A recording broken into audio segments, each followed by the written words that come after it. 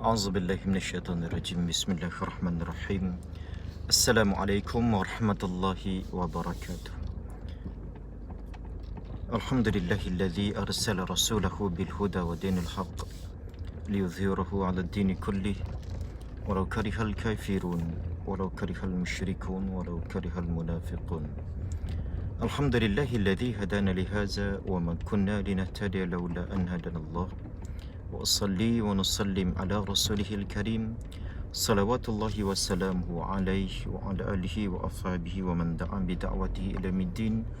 أما بعد فإن أصدق الحديث كتاب الله وخير الهدي هدي محمد صلى الله عليه وسلم. وقد قال الله سبحانه وتعالى في محكم تنزيل إن الله وملائكته يصلون على النبي يا أيها الذين آمنوا صلوا عليه وسلموا تسليما. اللهم صل على سيدنا محمد. اللهم صل عليه وسلم. اللهم صل على سيدنا محمد. اللهم صل عليه وسلم. اللهم صل على سيدنا محمد. اللهم صل عليه وسلم. Alhamdulillah, pertama-tamanya dan untuk selama-lamanya, marilah sama-sama kita merafakkan setinggi-tinggi rasa syukur kepada Allah Subhanahu wa taala. Yang mana Allah Subhanahu wa taala sekali lagi pada pagi yang berbahagia ini memberi peluang dan ruang kepada kita untuk kita sama-sama menghirup udara segar, menghirup udara yang Allah Subhanahu wa taala sediakan untuk siapa? Untuk kita manusia. Kita hidup untuk beribadah pada Allah Subhanahu wa taala, dan mudah-mudahan setiap detik yang kita lalui setiap hari akan kita gunakan untuk beramal saleh, untuk amal yang membawa kita insya-Allah ke syurga. Namun begitu, pasti diingat, bukan sebab amal kita yang banyak kita boleh masuk syurga. Kita boleh masuk syurga sebab apa? Sebab redha Allah Subhanahu wa taala. Insya-Allah anak-anak sekalian, apa khabar anak-anak di rumah sekalian? Ustaz harap anak-anak sekalian masih lagi dalam keadaan sihat sejahtera, gembira dan ceria walaupun dalam keadaan kita menghadapi tempoh-tempoh ujian daripada Allah Subhanahu wa taala. Insya-Allah pada pagi yang berbahagia ini, Ustaz ingin berkongsi dengan anak-anak di rumah siri kedua tentang pembukaan Kota Mekah. Strategi pembukaan Kota Mekah. Anak-anak sekalian, apakah yang dimaksudkan dengan strategi? Strategi ialah perancangan. Strategi juga adalah penyusunan. Nabi SAW telah melaksanakan strategi ataupun melaksanakan perancangan supaya apa? Supaya boleh dicapai kejayaan pembukaan Kota Mekah dengan tanpa melakukan sebarang tumpah darah. Kenapa? Sebab tanah Mekah adalah tanah yang Allah Subhanahu wa taala muliakan. Allahu Akbar, Allahu Akbar, Allahu Akbar. Pada tanggal 20 Ramadan tahun 8 Hijrah, Nabi SAW telah bergerak ke Mekah bersama dengan 10,000 orang tentera Islam. Namun sebelum itu, kita kena tahu punca sebenar berlakunya pembukaan Kota Mekah, ataupun kenapa Nabi SAW menyerang Kota Mekah. Dalam istilah sebenar, bukan Nabi menyerang, tapi Nabi SAW nak membebaskan Kota Mekah daripada amalan jahiliah.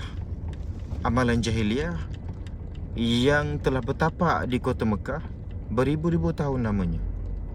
Nabi SAW ingin membebaskan akidah penduduk Mekah daripada akidah menyembah berhala kepada akidah hanya menyembah Allah Subhanahu wa taala semata-mata.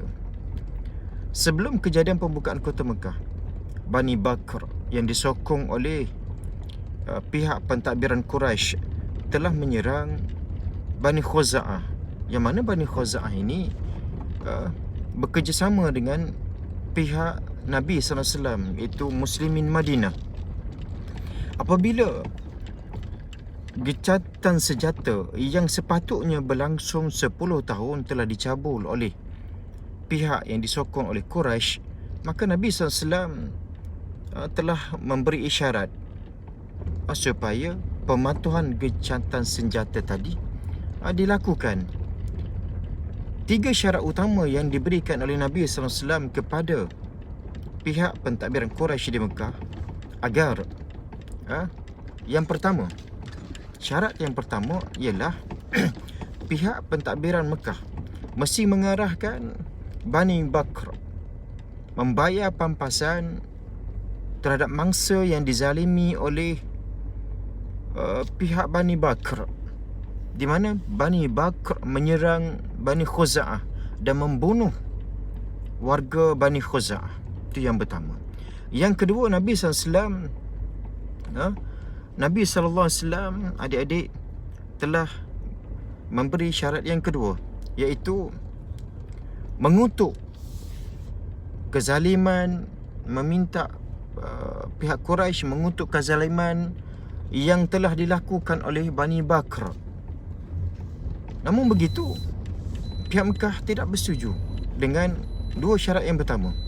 Lalu Nabi SAW memberi pilihan ketiga, iaitu berperang dengan tentera-tentera muslimin yang dipimpin oleh Nabi SAW sendiri. Apabila 2 syarat pertama tidak dapat dipersetujui oleh para pembesar Quraisy di Mekah, maka Nabi SAW telah memutuskan untuk, sekali lagi Ustaz ingatkan, bukan Nabi SAW menyerang Mekah dengan tujuan sebarang, bukan dengan tujuan semata-mata nak menyerang dan memiliki Mekah, tetapi sebenarnya nak mengubah akidah penduduk-penduduk Mekah supaya mereka beralih kepada akidah yang sebenar, itu akidah apa? Akidah Islam, akidah menyembah Allah Subhanahu Wa Taala semata-mata. Nabi SAW pada malam sebelum itu, Nabi SAW telah bergerak ke Mekah bersama dengan 10,000 orang tentera muslimin, bergerak ke Mekah. Dan baginda Nabi SAW bersama dengan tentera-tentera Islam yang berjumlah 10,000 orang sampai di Mekah pada waktu malam. Nabi SAW, seperti yang kita dah bincang sebelum ini dalam siri pertama pembukaan kota Mekah, Nabi SAW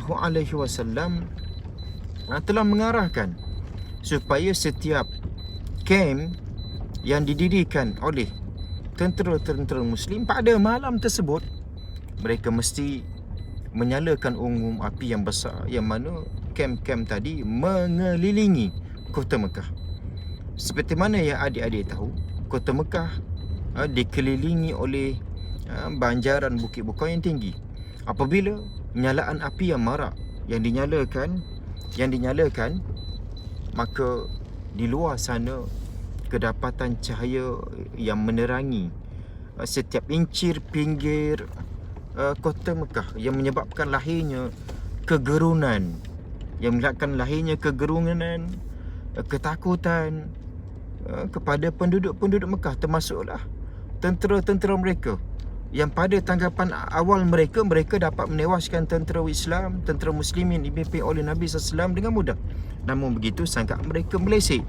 Itu strategi Nabi SAW yang keduanya, iaitu melakukan perang saraf supaya tentera-tentera musyrikin yang mempertahankan Mekah rasa gerun, rasa takut dengan kehebatan yang ada, yang dimiliki oleh tentera muslimin. Allahu Akbar. Itulah hebatnya Nabi SAW. Nak bertempur dengan jumlah tentera yang lebih besar, Nabi SAW telah melaksanakan strategi yang kedua, iaitu perang saraf, yang mana kita lihat sebelum ini Nabi SAW apabila berlakunya perjanjian Hudaibiyah nampak macam berat sebelah. Kita dah berbincang sebelum ni tentang impak ataupun kesan perjanjian Hudaibiyah, di mana nampak macam berat sebelah apabila orang Islam yang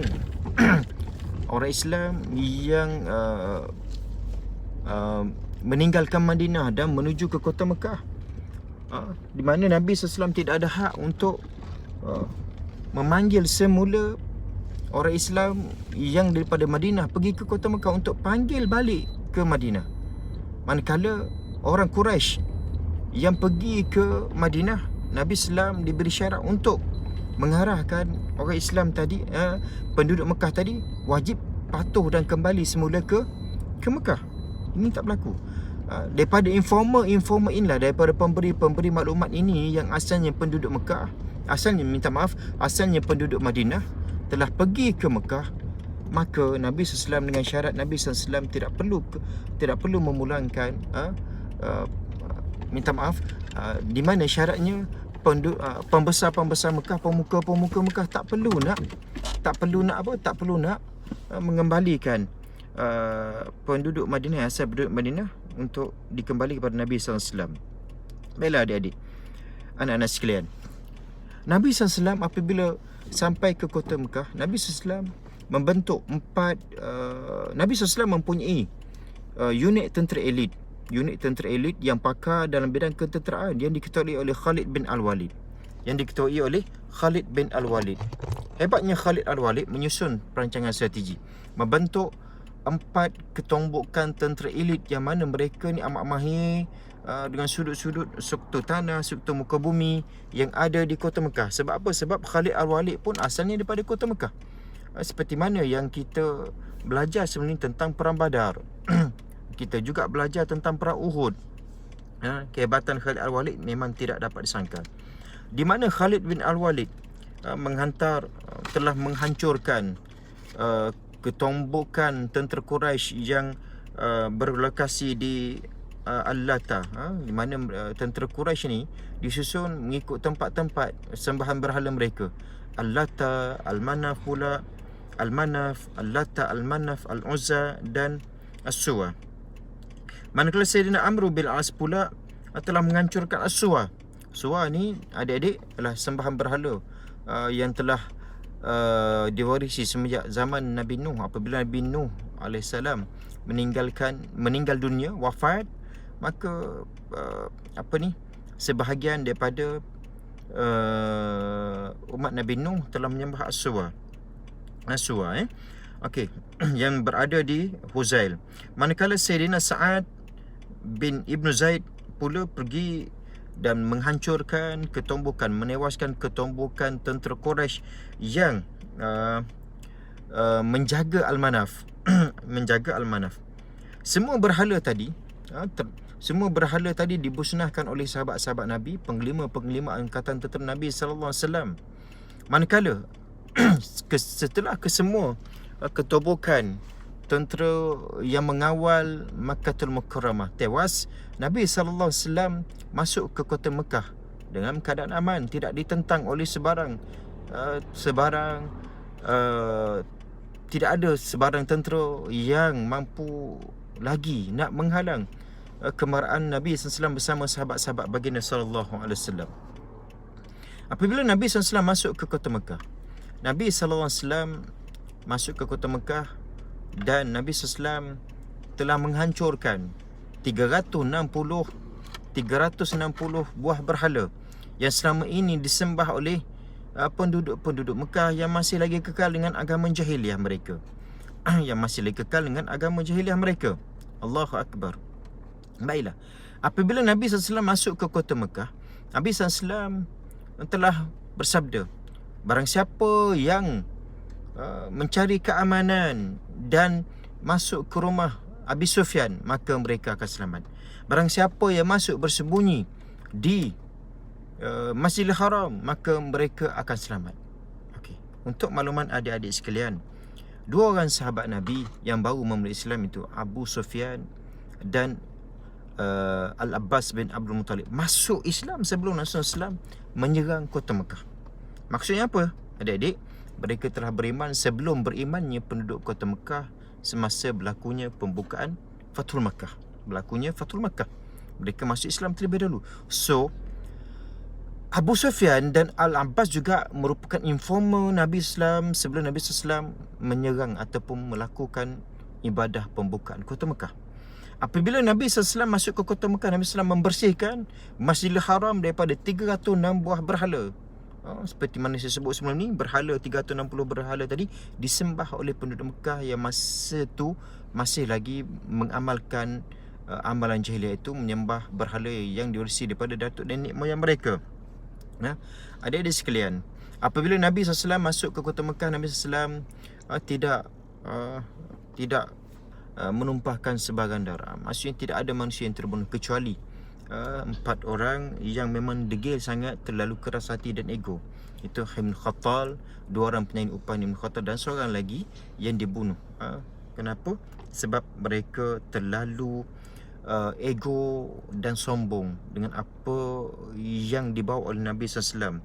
Baiklah adik-adik sekalian, Nabi SAW dalam satu hadis Nabi SAW bersabda, ini diriwayatkan oleh Abdullah radhiyallahu taala anhu, dakhala Nabi sallallahu alaihi wasallam Makkah yaum al-fath wa hawl al-bait 60 wa 300 nusbin faja'ala يطعنها بعود في يده ويقول جاء الحق وزهق الباطل وما يبدئ الباطل وما يعيد. Yang bermaksud Nabi SAW masuk ke kota Mekah, dan Nabi SAW juga di mana semasa melakukan ibadah, Ustaz sebut sebagai ibadah sebab kita mengalahkan jahiliah juga merupakan satu ibadah.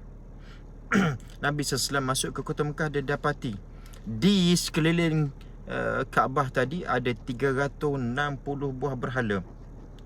Kemudian Nabi SAW menghancurkan berhala-berhala tadi dengan menggunakan tongkat Nabi SAW yang mulia yang berada di tangan Nabi SAW. Allahu Akbar. Nabi SAW telah membacakan firman Allah Subhanahu wa taala yang berbunyi ja'al haqqa wa zahaqal batil. Ja'al haqqa wa zahaqal batil, yang bermaksud telah datang kebenaran dan kemenangan daripada Allah Subhanahu wa taala, itu Islam. Hilang senyap, sepilah segala kebatilan, kekufuran dan syirik. Telah datang kebenaran, iaitu Al-Quran, yang memberi segala kebaikan, dan perkara-perkara yang salah tidak memberi sebarang kebaikan di dunia. Usahakanlah, usahakan hendak mengulanginya di akhirat. Allahu Akbar. Nabi SAW memberi peringatan kepada kita. Bukan sahaja peringatan tadi untuk penduduk Mekah, bahkan peringatan ini sehinggalah ke hari berlakunya kiamat. Ja'al haqqa wa zahaqal batila, bermaksud telah lenyaplah kebatilan, maka muncullah kebaikan. Baiklah adik-adik sekalian, apabila berlakunya pembukaan kota Mekah, yang pertamanya kesan ataupun impak besarnya ialah penduduk, sebahagian besar penduduk Mekah telah memeluk Islam. Ada segelintir yang masih lagi tak nak memeluk Islam. Nabi tak memasa, la ikraha fiddin, la ikraha fiddin. Namun begitu, apabila semakin hebatnya Islam, semakin menonjolnya kemesraan Islam, kasih sayang dilontarkan oleh Islam yang telah diberikan oleh Nabi SAW, juga sampel-sampel contoh-contoh peribadi hebat ditunjukkan Nabi SAW, maka keseluruhan penduduk kota Mekah selepas itu telah memeluk Islam. Yang keduanya, umat Islam boleh bebas melaksanakan ibadah haji yang sebelum ini hanya perlu berada di kota Mekah selama 3 hari. Tetapi apabila berlaku pembukaan kota Mekah, mereka boleh berada seberapa hari, seberapa lama mereka nak tinggal di kota Mekah. Bila? Selepas tahun 630 Hijrah.